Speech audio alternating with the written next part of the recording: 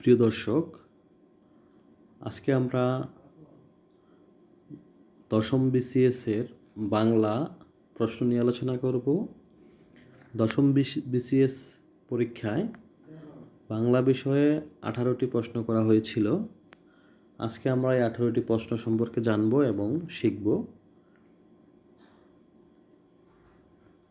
আশা করি আপনাদের উপকার হবে এবং যারা বিসিএস ক্যান্ডিডেট এবং বিসিএস পরীক্ষার্থী রয়েছেন তাদের অবশ্যই অনেক উপকার হবে।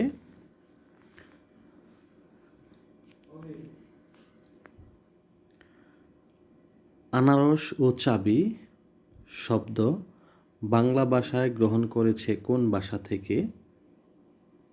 অবশ্যই আমরা জানি আনারস এবং চাবি পর্তুগিজ ভাষা থেকে বাংলা ভাষায় এসেছে। শুদ্ধ বানান কোনটি? মুমূর্ষ, রস্যাউকার, দীর্ঘাউকার, রস্যাউকার। আপনাদের মনে রাখার সুবিধার্থে বলছি, রস্যাউকার, দীর্ঘাউকার, রস্যাউকার। 3 নম্বর প্রশ্ন, গুরুচণ্ডালী দোষ মুক্ত কোনটি?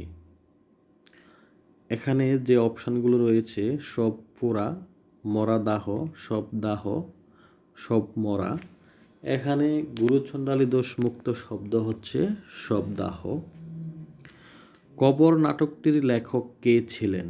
আমরা অবশ্যই জানি কবর নামে একটি কবিতা রয়েছে, সেই কবিতার লেখক জসিমউদ্দিন এবং কবর নাটকের লেখক হচ্ছে মুনির চৌধুরী। উভয়কুল রক্ষা অর্থে ব্যবহৃত প্রবচন কোনটি? এখানে সি নাম্বার যে অপশান দেওয়া রয়েছে, সাপও মরে লাঠিও না ভাঙে, এটি হচ্ছে সঠিক উত্তর। শুদ্ধ বাক্য কোনটি?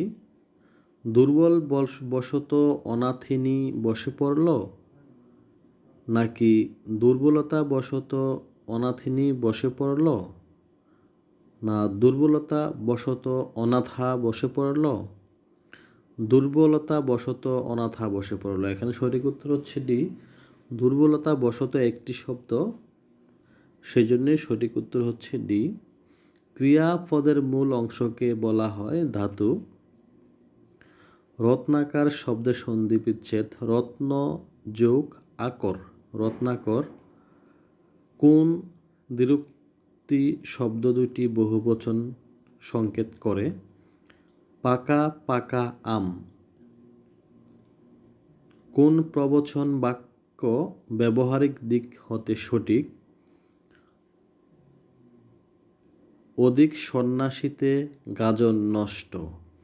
বাংলায় টি.এস. এলিয়টের কবিতার প্রথম অনুবাদক হচ্ছেন বিষ্ণু দে। অগ্নিবীণা কাব্য গ্রন্থে সংকলিত প্রথম কবিতা প্রলয় উল্লাস, কাজী নজরুল ইসলামের। শেষের কবিতা রবীন্দ্রনাথ ঠাকুরের একটি উপন্যাসের নাম। কোন বাক্যে মাতা শব্দটি বুদ্ধি অর্থে ব্যবহৃত হয়েছে? মাথা খাটিয়ে কাজ করো। কোন শব্দে বিদেশি উপসর্গ ব্যবহার করা হয়েছে? নিম রাজি, বিদেশি উপসর্গ ব্যবহার করা হয়েছে। আমার বাইয়ে রক্তে রাঙানো 21শে ফেব্রুয়ারি রচয়িতা আব্দুল গাফ্ফার চৌধুরী। কোনটি তদ্ভব শব্দ? চাঁদ। বাংলায় কোরআন শরীফের প্রথম অনুবাদক কে? বাই গিরিশ চন্দ্র সেন। চ্যানেলটি সাবস্ক্রাইব করে রাখেন। আমরা পরবর্তীতে সকল বিসিএসের প্রশ্নগুলো এখানে দেব। সকলকে ধন্যবাদ।